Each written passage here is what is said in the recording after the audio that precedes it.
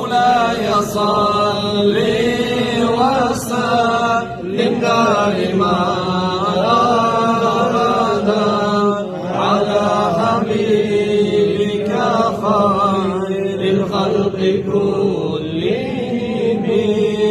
Atın asil Muhammed san, Allah sılab yazgan kulsan, dili bizge şahadatsan, şafaatiya Resulallah, gözümüzü yarığısan, ümmetini tarığısan, Allah ne süygeni kulusan, şafaatiya Resulallah,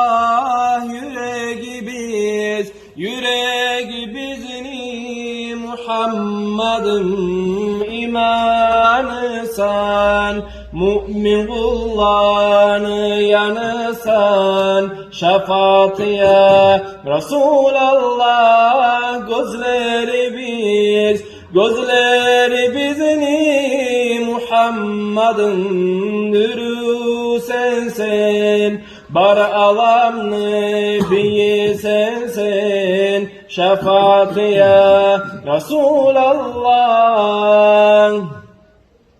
Tuğup yeryüzüne geldin, bu dünyaya yarık verdin, Allah ne buyruğun ettin, şefaatiye Resulallah.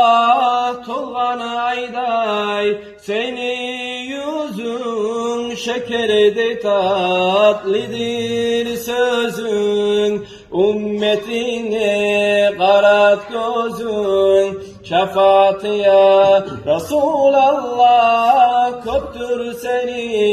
Koptur seni Muhammed'in mucizatın, alamga yanır atın, Allah'a etken taatın, seni uçun Muhammed'in kurdu dünyanı, bilmege borçlubuz onu, sen ümmetin nicanı. Her kim tutsa seni sözün, şek yoktur görürdür yüzün, şefaat etersen özün, şefaatiye Resulallah. Altın tacını giyersen sen, ol burakka minersen sen, ümmetin nice yarasan sen, şefaatiye Resulallah.